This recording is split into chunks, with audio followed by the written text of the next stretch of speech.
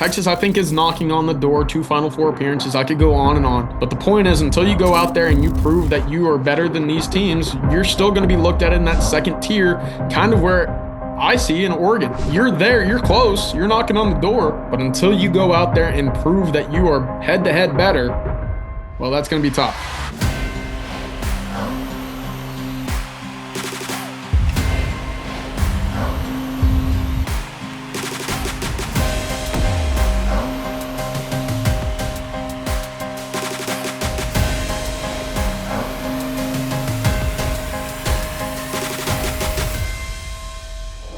What is up, everyone, and thank you again for making Crain & Company a daily watch and daily listen. We really, really appreciate it. Hit that subscribe button. Got another banger of a show for you today. We're diving into Texas football heading into this year. 2025, a lot of hype, and we thought, along with former Michigan quarterback David Cohn here to my left as usual, my brother, former Western State Colorado wide receiver Blaine Crain to my right, we'd bring on our friend CJ Vogel from On Texas Football to break down everything that's going on in the Longhorns program, coming off 2 amazing years under Sarkisian. We all know who's going to play quarterback. We know the pressure that's on Texas. We know how much success they had in year 1 of the SEC, and what will that encore look like with a new guy behind center. So CJ Vogel, On Texas Football. CJ. Thank you, guys. I really appreciate y'all having me on. I'm excited. It should be a fun year down in Austin, Texas. We know who the quarterback is, as you said, and I don't think anybody's waiting longer for the Arch Manning era to start than Steve Sarkisian. So it should be fun this fall. Yeah, and CJ, I want to get to Arch. Obviously, we're very opinionated on what we think he's going to be able to do with the little bit of information that we've had. But I like to start out these team previews with kind of the 30,000-foot view of it. And looking at this Texas roster overall, I mentioned earlier what they did in the past 2 seasons, the way they've elevated themselves on the line of scrimmage, especially in the defense in the front 7. When you look at the roster heading into this year, even though you've lost a bunch to the NFL in the last couple of years, you've obviously reloaded. There's a lot of talent walking around in Austin right now. Where do you compare, or how do you compare this year's roster overall to the ones we've seen in the past 2 seasons when it comes to things like line of scrimmage and depth and the things that are really going to matter as you move on through this season? It's pretty interesting because Texas is now in a spot where they haven't been previously, right? They've turned out 24 draft picks over the last 2 years, and you've had to see that roster turnover year in and year out. And that hasn't been the case, right? For the last decade, it's been elite prospects go to Texas and they don't develop. And that promise and potential is never fulfilled. Well, that's changed quite a bit. The big change in Austin for 2025 is, well, you mentioned the trenches. It's brand new across the board, right? You lose 4 starting offensive linemen a year ago. You go out, you add 5 defensive linemen out of the portal. Those guys that you're going to have to rely on for 14, 15, potentially 16 games this fall, all very new. And so on the offensive side of the ball, these guys are homegrown. And I think that's where maybe the misconception is between not having the talent or the experience comes in versus guys just now coming into their own, right? You got 3 guys that are going to be 4th-year guys on the offensive line. Another one's going to be a 3rd-year guy who started against Texas A&M and Georgia. So it's all homegrown, but that's really where you've seen this program completely shift is in the trenches, because it was pretty ugly for a few years, especially in the Big 12. But that build into the SEC has lived up to the expectations for Steve Sarkisian so far. Yeah, and whether it's Tim Brando or other guys that we've had on, that's been the biggest jump that we've seen. I mean, Texas has always had really good skill players. I mean, even looking at the quarterback position, that hasn't been the problem. A lot of it has been on the line of scrimmage, being in that upper echelon of college football. And then on the defensive side, having guys that'll just get after your ass. I mean, I feel like the last 2 years, Texas hits harder. Like if you were to close your eyes and listen to a Texas defense these past couple years, it sounds different than what we've seen in the past. And before, I kick it over to Coney, I know we're going to dive into the Arch thing here in a second. That's what everybody talks about. But do you think maybe, and I need to go back and look at the recruiting numbers, because, when I was in it, when Blaine was in it coaching, the theory for Texas was, well, you have all this high school talent, but it's tapped out because the high schools are so developed. The strength and conditioning programs are so developed that they're bringing in all these players from Texas, but they don't have a lot of potential and room for growth. Have you seen Texas diversify the portfolio a little bit in recruiting to maybe combat that, or was that just a myth all along? Well, I think a large part of that is the adoption of 7-on-7 in the state of Texas took what would have been your typical 6'2" linebacker that would have grown into about 230 pounds and flipped them over into a wide receiver. Because look, scoring points in Texas high school football, that's kind of the name of the game. And if you're not unable to do that, you're not going to have a job very long. And it's very much on the same side of the ball for the trenches. If you're a defensive lineman, you can get after the quarterback. Well, you got to protect the quarterback at the high school level. So you're probably playing offensive line. And, there was a time under the Herman era where you just didn't recruit the right guys on offensive line. You had some bad luck, right? There were some times in which your two highest prospects in the offensive line in the Herman era never played a snap for you in meaningful football for whatever reason. That's changed under Steve Sarkisian. And what's also changed is the way in which Texas is finding prospects. Of course, Texas, the state of Texas, is going to have all sorts of talent everywhere, any position. But then you go into what elevates in Alabama, what elevates in Georgia, where Ohio State picks a lot of guys from is that deep South. Texas is starting to win some of these recruitments, and it's all a result of the play on the field and ultimate development to get into the NFL, all of which was absent from the Texas program for years prior to this. Well, Conan, you're in the SEC, so I mean, that's kind of ingratiated you a little bit. SEC championship game appearance in year one. CJ, I want to dive into the quarterback position. Quinn Ewers led the Longhorns to back-to-back college football playoff appearances, threw for over 3,400 yards each of the last 2 years, had some big-time moments in Austin, had some big-time games that were a little less memorable. Obviously, Arch Manning, one of the most hyped quarterbacks we've ever seen come into college football for various reasons, but especially that last name, and had some good moments himself, played in 10 games a year ago, but in the college football playoff and some of these, really intense moments, he wasn't added into packages. Not the way that, say, Tim Tebow was in 2006, where he had these very specific packages to complement Chris Leak and the Gators go on to win the national championship. And the next year, Tim Tebow takes over and he wins the Heisman Trophy as the starting quarterback. So what I want to ask you is Texas better off with Arch Manning at quarterback than they were with Quinn Ewers? Or even another way to think about it, I mean, Quinn wasn't drafted until the 7th round in the NFL draft. Had he decided to return to Austin, what sort of decision would Steve Sarkisian be making at quarterback this year? Well, I think the decision was played out already on the field, and it would have been Arch Manning this fall. I don't want to say Texas would have pushed Quinn out, but it would have been pretty difficult for Arch Manning to have sat for a third year. On top of that, I know that conversations from around the SEC, from in-state, was Arch couldn't beat out a 7th-round Quinn. Well, credit to Quinn, because he was a guy that played a lot banged up. You probably didn't see him healthy for more than 3 games. I'm saying 100% because everybody gets dinged up in the game of football. But he was very limited with what we've seen from Quinn in his career at Texas versus what we saw his final year in 2024.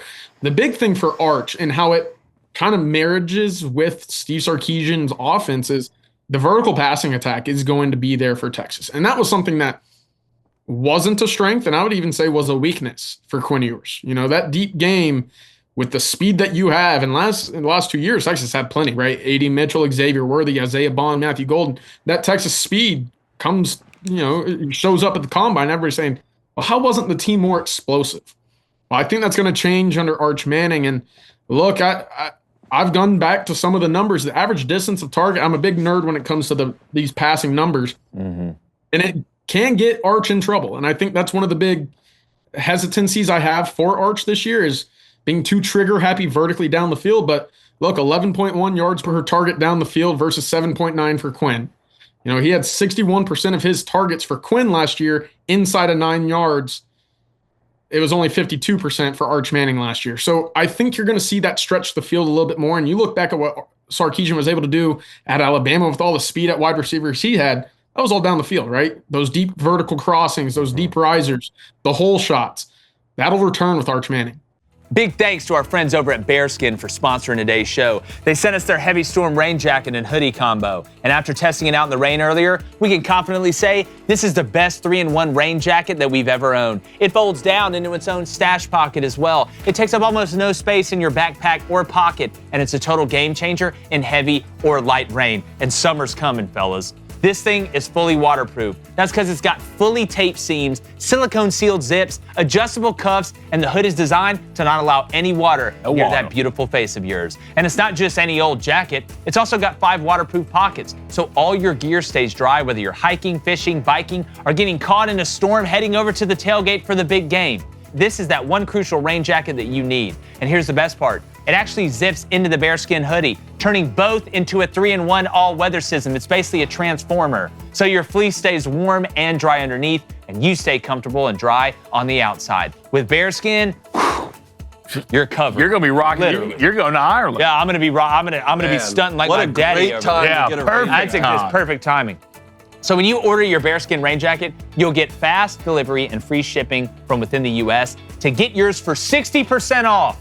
That's right, over half off. Just text Crain, that's C-R-A-I-N, to 36912.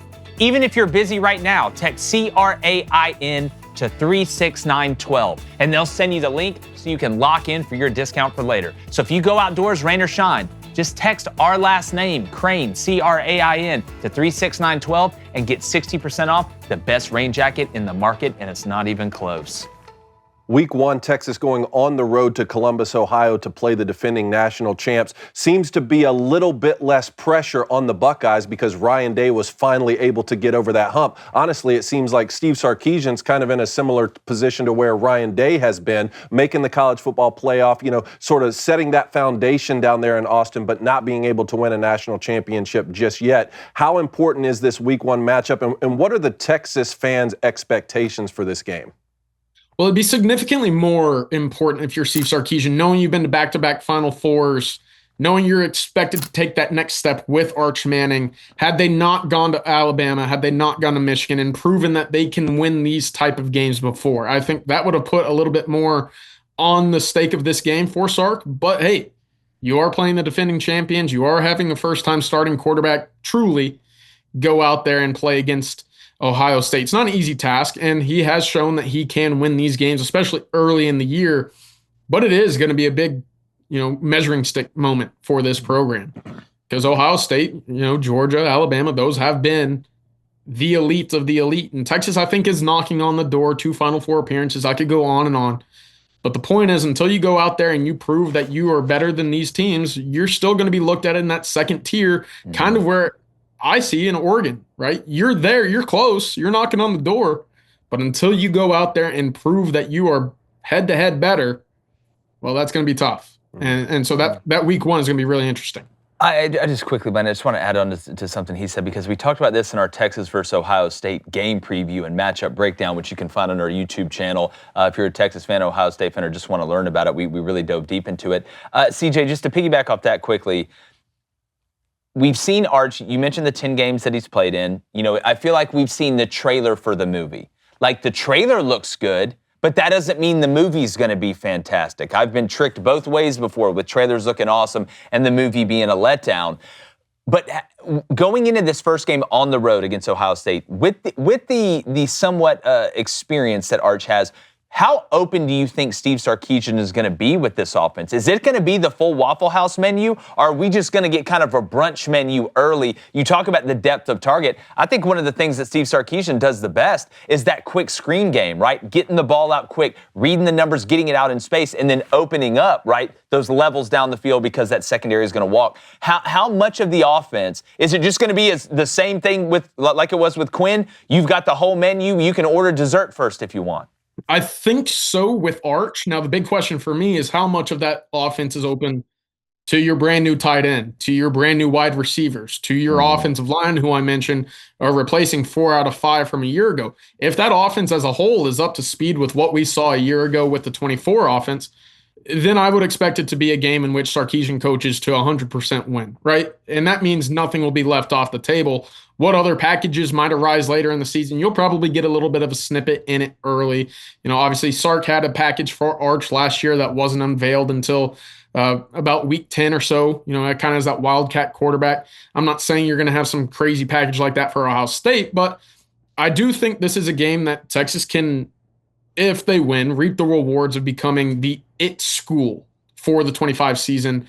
Of course, they'll need to go on and back that up week after week in the SEC. It's not an easy thing to do, but this is a big moment for Steve Sarkisian once again. And it's a big moment for Arch Manning to kind of market the University of Texas, market its program, and to take that leap into that upper echelon. Yeah. Well, Blaine, you only get one chance to That make is the first impression. that is true, and CJ, it's kind of funny you said, well, you're kind of like that second tier program in Oregon. I would have thought Penn State would have caught that shot. Yeah. For sure, not beating the teams they're supposed to be. There's plenty of room. Yeah, for sure. I guess we can do that. But, kind of I want to talk about, Texas, 12 players drafted last year after last season. Just the names that you see. Gunnar Helm, I don't think he gets talked about enough. I don't think he gets talked about enough either. But this year, you have talent coming back, obviously. You have Arch Manning, DJ Campbell, Anthony Hill Jr., Ryan Wingo's Colin Simmons. Colin Simmons is going to be an absolute dog. Who's that guy, right? Who's that guy right now, in your opinion, that nobody's talking about right now, but at the end of the season, you're going to see him walk it up and get drafted? Is there that diamond in the rough? Is there that green diamond no one's talking about? Yeah, I think you have to start at left tackle, Trevor Gooseby. 6'7", he's grown into about 315, 320 pounds. Was a basketball player back in high school. His brother's actually a top 50 national prospect as well in the basketball circuit.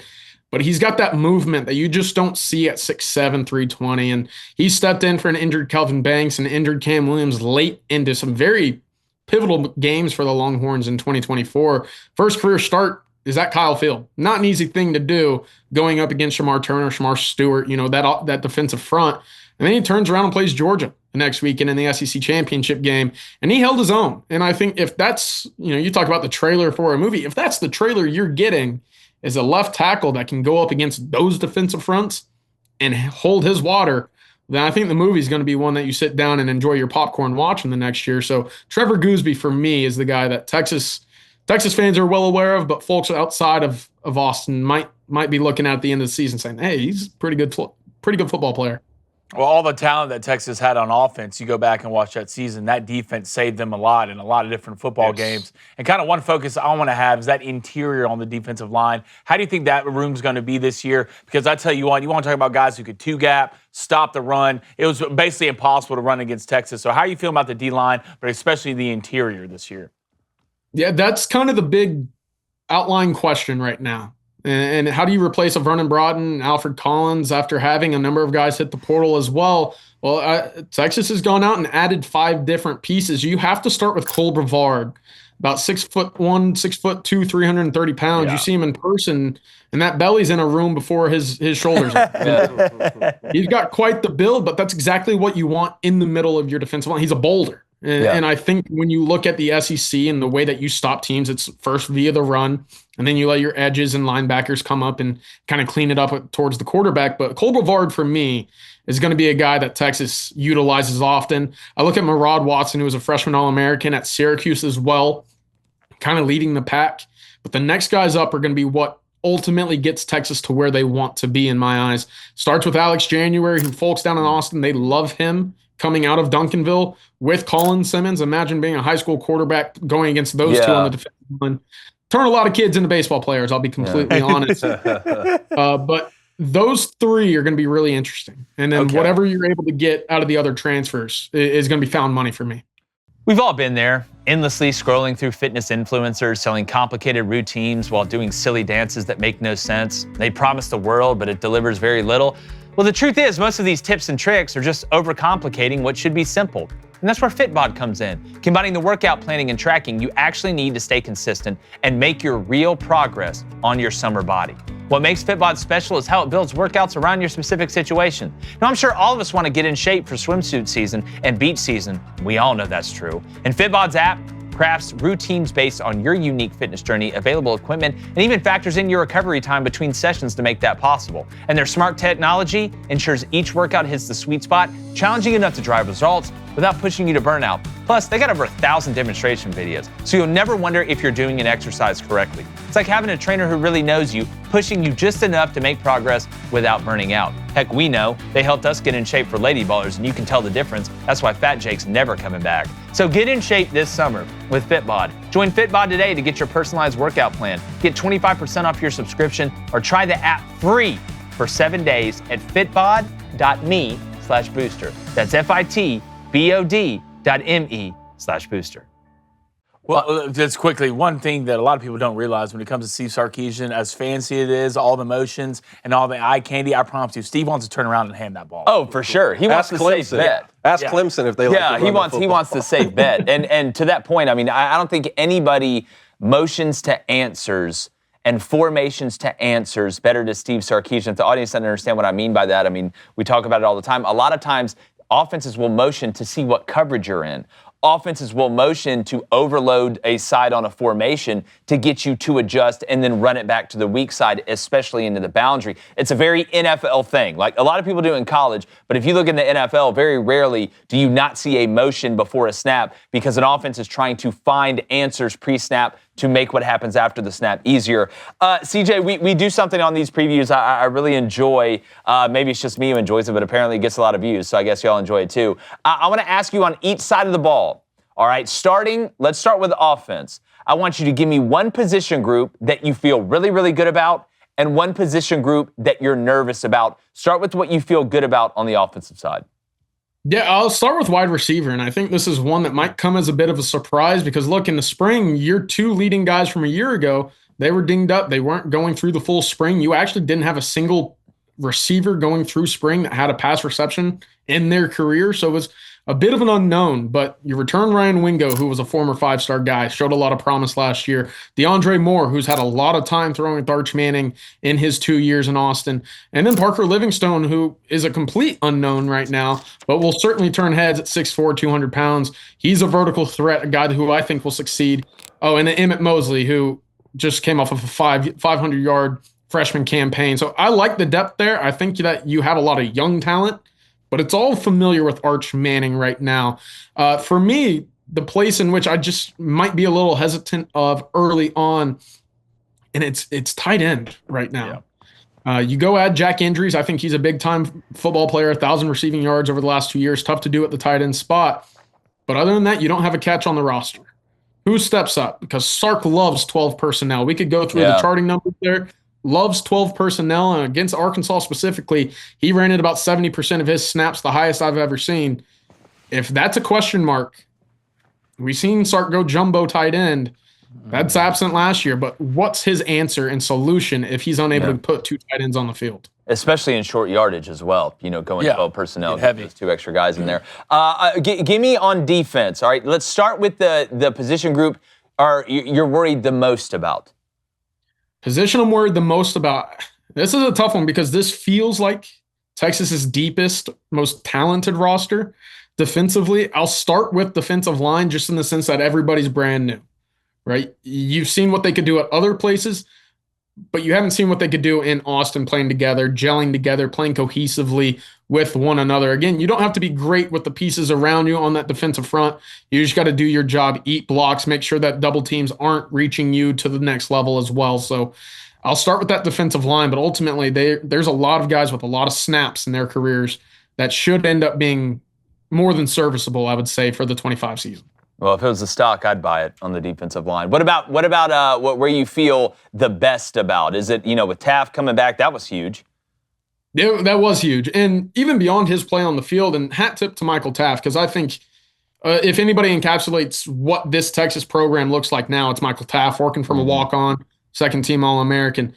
His return probably means more in the locker room than it ever will on the field. And that's crazy because I just mentioned he was a second-team All-American, but he's the guy behind the scenes that really keeps things going together. But I'll say this is going to be as talented of an edge pass rushing package Texas will have in quite some time. Like I'm saying, going back to 05, 02, some of those elite defenses, this group right now, 9 sacks from Colin Simmons, 8 from Anthony Hill. You add 4.5 from Brad Spence, and then 5.5 out of Trey Moore, who's now kind of bouncing around that linebacker edge combo. He had 6 sacks last year in the last 7 games alone. So he figured it out. Getting after the quarterback should be the ultimate strength of this Texas team. Here's something that'll blow your mind. Over 85% of the grass-fed beef in your grocery store, it's imported. I know, it upset me too. And it's from overseas, where they've got completely different safety standards than we do here in America. That's exactly why we switched to Good Ranchers. Because look, I'm grilling almost every weekend this summer. So are the boys. Every other weekend we're ready to the house. And we want to know exactly where the meat we're grilling is coming from. At GoodRanchers.com, every single cut, whether it's beef, chicken, or pork, is 100% born, raised, and harvested right here in the USA. From local family farms. No antibiotics ever, no added hormones, no seed oils, just pure, clean American meat. And here's the best part. They deliver it straight to your door. No more wondering if you're getting quality meat at the grocery store. No more long lines. It is a fantastic product, whatever you order, whatever box you want to order. And right now, if you subscribe to any Good Ranchers box, you get your choice of free meat for life. Yes, you heard that correctly. Talking about free Wagyu burgers, hot dogs, bacon, or chicken wings in every single box as long as you're subscribed. Plus, when you use our code BOOSTER, that's BOOSTER, at goodranchers.com, you'll save an extra $40 off your order. And right now is the perfect time to start making your summer barbecue more high quality, more convenient. So head over to goodranchers.com, use our code BOOSTER for that $40 off and free meat for life. Good Ranchers, American meat delivered. Anthony Hill, man, he can do it, buddy. He can do CJ, it. Oklahoma had a lot of success in the transfer portal and also retained some of their top guys. I just want to ask you, do you think Brent Venables has the Sooners headed in the right direction, or is Oklahoma in trouble in the SEC? Yeah, well, look, here's the deal. I don't think it could get much worse offensively this year than last year. And I know they had some really bad injury luck a year ago. And I covered John Mateer in high school up at Little Elm, Texas. Look, he's a stud, and he was vastly underrated coming out of high school. I'm a big fan of his coming out of high school. I'm eager to see what he can do at Oklahoma. They have the pieces around him with Deion Burks coming back. But that's going to be interesting because it wasn't just the quarterback and the injuries that dinged them up last year. It was also the offensive line for the first time with the Eden ball that you kind of took a step back saying, well, hold on. This isn't the physically imposing, people-moving offensive line that we've seen from an Oklahoma Sooners team. So if they can right that ship, knowing that Venables is going to put together a really solid 11 guys on the defensive side of the ball, that's going to be the big key is will that offensive line hold up to its standard? Otherwise, I would say Oklahoma's in for a much-needed bounce-back season for BV. Yeah, got to navigate through that schedule, though. Yeah, I know. Speaking of schedules, I can run through Texas's real quick. Go ahead, quickly. Ohio State at Ohio State, San Jose State, UTEP at home, Sam Houston at home, at Florida, Oklahoma. We know where that gets played. At Kentucky, at Mississippi State, Vanderbilt at home, at Georgia, Arkansas, and you end the year versus Texas A&M. Kind of got a little reprieve in the middle of the season, and then, it kind of turns up in the back end. Last thing for you, CJ. We got CJ Vogel from On Texas Football, at least from me. Special teams was a big deal last year, right? We know with what happened with Bert Auburn, it was kind of weird seeing him on the baseball team. I had forgotten that he does that as well. From a punting standpoint, field goal kicking standpoint, where do you feel like Texas is going to be this year? Well, it's got to be better than last year. And you could argue special teams was what cost you a SEC championship year one, right? The fake punt Georgia pulled off was instrumental. You missed a few field goals in that game. It's got to be better, right? And the return game certainly wasn't up to par as well. But they've gone out and they've hit the portal. And I don't know about you guys, but I liked what they did in the sense of if I'm a Texas, if I'm one of these big-time programs, I'm never recruiting a high school kicker punter ever again. I wouldn't. Going to the MAC, I'm going to the Sun Belt, I'm going to the Conference USA, and I'm grabbing their all-conference guy and saying, hey, welcome to the SEC, welcome to the big leagues. Because they've shown that they could do it at this level, right?